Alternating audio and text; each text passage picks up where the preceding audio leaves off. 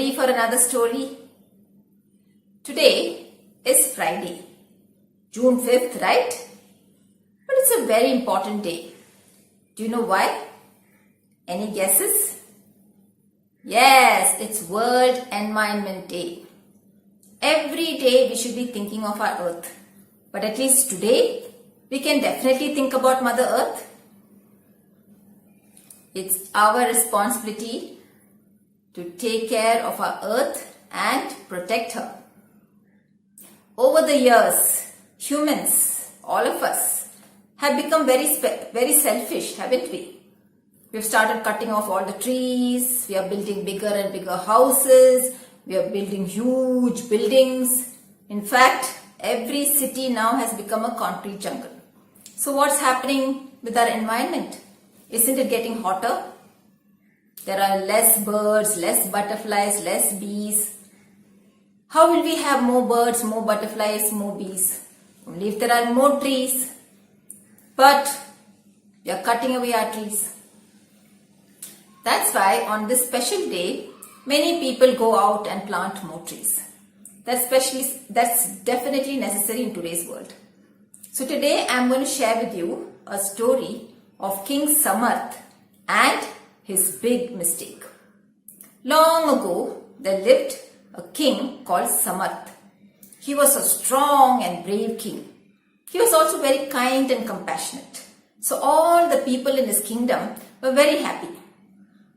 He was also a simple man. He didn't live in a grand palace. His palace was small and very comfortable. The palace garden was huge. There were lots and lots of trees, fruiting trees, flowering trees, and there were lots and lots of plants. Some of them with fragrant flowers like jasmine and rose. Others had lots of colorful flowers. There were bees, there were butterflies, and lots of birds. Every morning, do you know how the king woke up?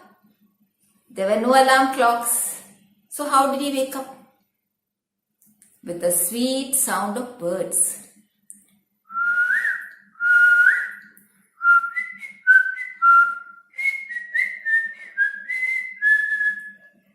Just imagine being woken up like that.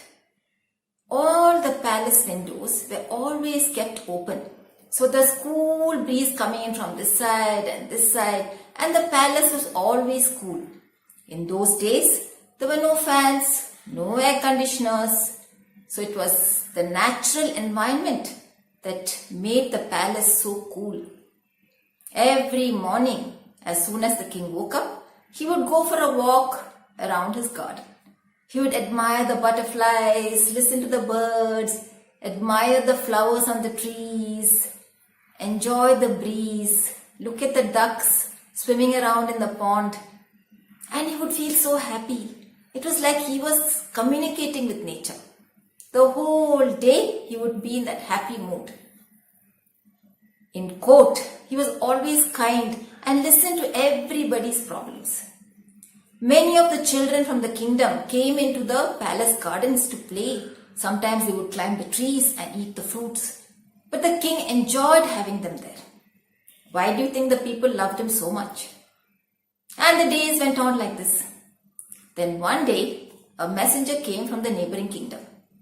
Your Majesty, our king would like you to come for lunch tomorrow. Please come. King Samarth agreed, and the messenger left. The next morning, the king, along with his ministers and guards, left for the neighboring kingdom. There the king received him with great warmth and hospitality. They sat together. They chatted for a long time. King Samarth had a sumptuous lunch and then went back to the palace. But all along the way, he was thinking back to the palace. That palace had been so huge, so grand. In fact, that king was also sitting on a gold throne. Those images went on in King Samarth's mind. And by the time he reached his palace, he too wanted a big palace. The next morning, Without giving it a second thought, he called his ministers. "I want to build a bigger palace," he said. The ministers couldn't believe their ears. Why was the king behaving so strangely? He had never asked for such a thing before. "But your majesty, the trees all around the palace walls will have to be cut.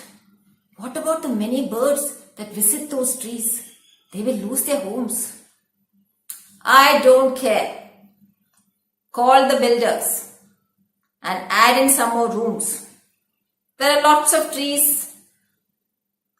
here and there is also the forest." The ministers were truly shocked, but they had to listen. And so the builders were called, the trees were cut, more rooms were added. But what then happened to the palace? It became hot. For the first few days, the king was very happy because he had finally a big, grand palace. But every morning, the birds no longer woke him up. So he woke up late. And how did he wake up? The sun would hit him right on his face and he would wake up hot and sweating. He didn't like that one bit. Because of that, he asked for curtains to be placed all over the windows. And once that was done, it became hot and stuffy. Imagine sitting inside our houses, keeping all the windows shut and no fan, no air conditioner. We would start sweating, right? And that's exactly what happened. King Samarth started getting very irritated and angry at the slightest thing would bother him. The ministers didn't know what to do. Every day he would shout and scream in the court. The children were not allowed to go into the palace gardens anymore. Everything irritated the king. He had no idea why he was behaving like that. He knew he was not doing the right thing. But he couldn't help it. The people in the kingdom started feeling very sad. They wanted that old, compassionate king to come back. One day, the king was fed up. It was so hot and he was sweating. So he called his ministers. "I want to go into the forest. I want some place to relax and sleep." And so the king, his ministers and a few guards all went into the forest. It was cool and comfortable there. Wouldn't it be like that when there are so many trees? So he leant back against a tree and relaxed. He was just falling asleep when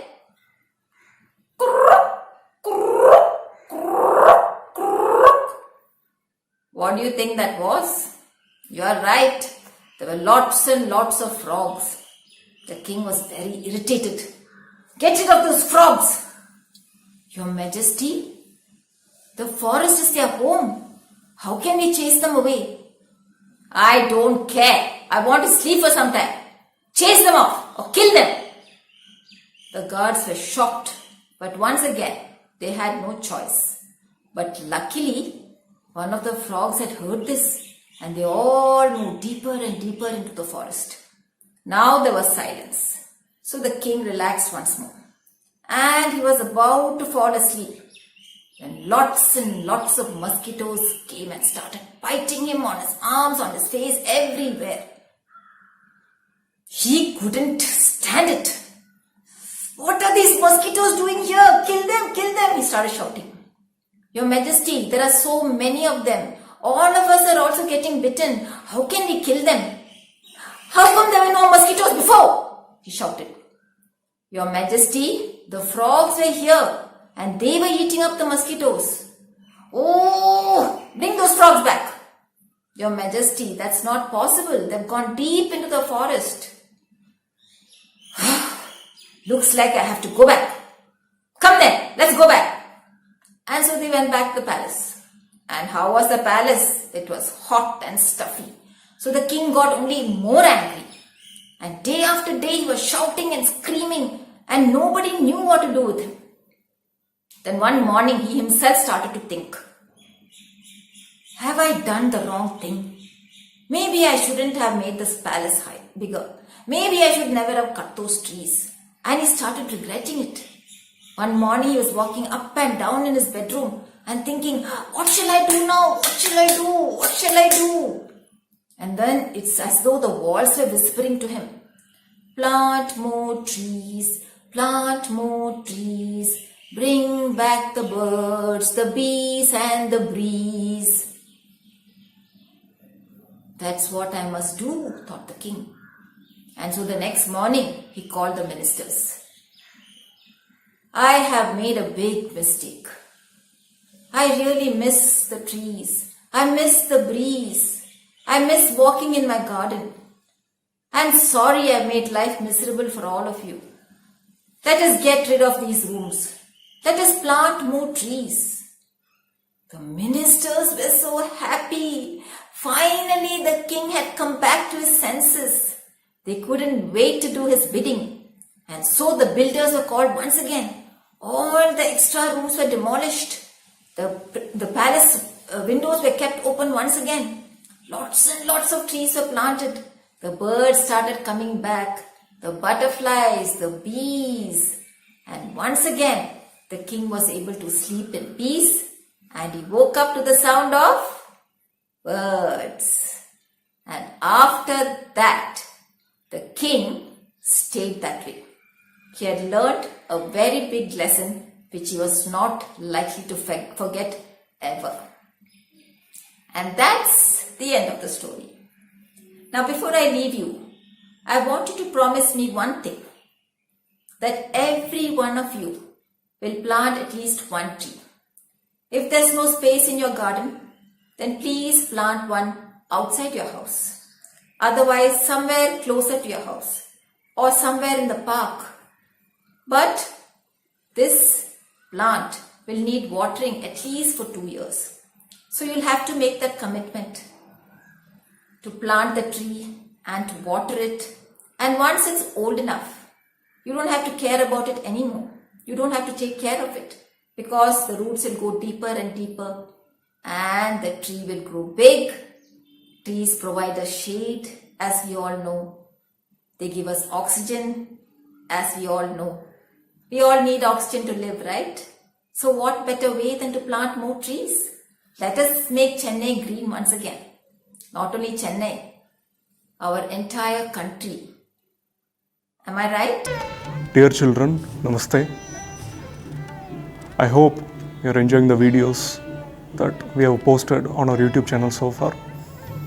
If you have any queries on morals, on values, or if you have any doubts on religious practices, you can post your queries to our email ID, that is office@rkmmvcc.org, and we will answer your queries through our YouTube channel. Thank you. Thanks. Namaste.